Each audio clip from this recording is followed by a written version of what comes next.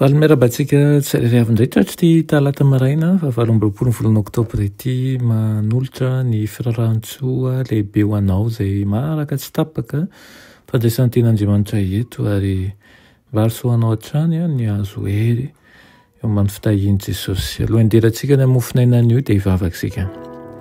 Hitomba Andriamanitra eo misaotra anao izay fa nomenao fahafahana indray niona aminao sy handray ny teninao ka mety izy ianao amboly zavatsoa anatinay aokany ny helokay ho fafanao tokoa fa sitrakay tokoa izay raha ho vita fihavanana aminao amin'izao maraina izao. Anaran'i Jesosy, amen. Ho mofinainantsika androany dia manao hoe tsy voatery misy hena. Ary Jeremia 9:22 manao hoe moa tsy misy balsama va any Gileada? Moa tsy misy dokotera va any ka nahoana no tsy tanteraka ny fanasitranana ny oloko zanaka vavy? Amen. Sedraina sy tsaraina ny tsirairay kehitriny na zaza na ianao. Natao batisa tao amin'ny Kristy manko sika.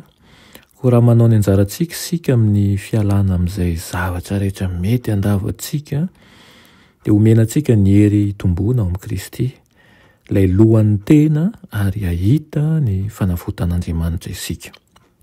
Rehefa mahatakatra mazava ny foto-kevitry ny fomba fiaina ara-pahasalamana isika vao hifotanteraka ka ho afaka hita ny vokadratsy ny fomba fisakafo izay tsy araka ny tokony ho izy. Izay manana herim-po hanovan'ny fahazarany rehefa avy mahita ny fahadisoany dia atsapa fa ny dingan'ny fanavaozana dia mitaky tolona, ny dingan'ny fanavaozana dia mitaky faharetana be ihany koa. Kanefa rehefa voaforona ho aminy fitiavana ny tsara dia ho tsapan'izy ireo fa ny fihinanana an'ireo sakafo izay tsy noheveran'izy ireo tsy mampaninona teo aloha dia tena fototry ny aretim-bavony ihany koa sy ny aretina maro hafa. Iray aman-dreny miambena amin'ny fivavahana. Tandremy fantatra ny tsy fahalalana onony amin'ny endriny rehetra mihitsy. Ampianaro ny zanakitsika ireo foto-kevitry ny tena fanavaozana ara-pivavahana. Ampianaro azy ireo izay zavatra tokony ho fadiana mba hikolokoloany fahasalamany. Efa manomboka miatra amin'ireo zanaky ny tsy fankatoavana ny fahatezeran'Andriamanitra.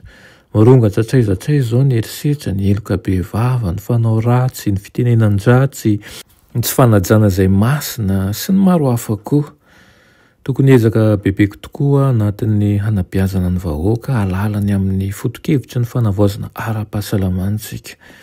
Tokony hatsangana mihitsy aza sekoly fampianarana mahandro. Inona moa no manakana antsika tsy hanao an'izany fa tokony hampianarina isan-trano ny fomba fandrahoana sakafo izay tena mahasalama. Tokony hianatra fomba fahandro tsotra kokoa ny ray aman-dreny sy ny tanora. N'aiza n'aiza hitoriana ny fahamarinana dia tokony hampianarina ny olona ny fomba fahandro tsotra nefa tsara tsiro ihany koa ary misy ny otrikaina rehetra izay ilaina amin'ny vatana. Tokony aseho azy ireo fa azo atao ny mahandro sakafo be otrikaina kanefa ihany koa tsy misy an'ireo izay zavatra efa mahazatra antsika nefa tsy mahasalama. Ilana fandanjalanjana sy fahendrena amin'ny fikarakarana sakafo ara-pahasalamana.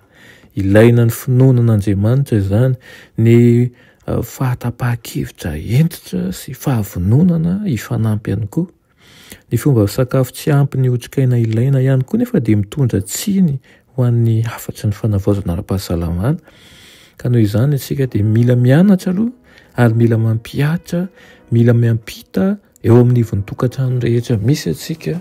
Ary azontsika atao mihitsy no manokatra fampiofanana eo anivon'ny sehatra rehetra misy atsika, na eo amin'ny fiangonana, na eo amin'ny tokantrano, na eo amin'ny fiarahamonina, na eo amin'ny sehatra rehetra izay mety ahitana ny tanora rehetra ihany koa. Aoka noho izany tsy ataontsika ambany zavatra ny fitandronan'ny fahasalamana, ny fikarakarana ny sakafo.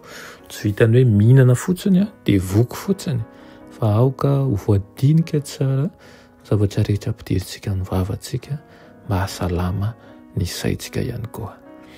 Vavaksika. Sotranao zaray hoany amin'izany toromarika izany. Eo anay ny fahaiza-manao rehetra na amin'ny fandrahoana izany na amin'ny fikirakirana an'ireo sakafo ireo mba hahasoa anay izany. ary ihany koa mba hafanay mizara ho amin'ny hafa ka ho tahaka an'ireo mpanomponao izay tsy nihinana ny an'ny mpanjaka fa nomena toromarika manokana ny mba hitandrona ny fahasalamana. Aminaran'i Jesosy, amen.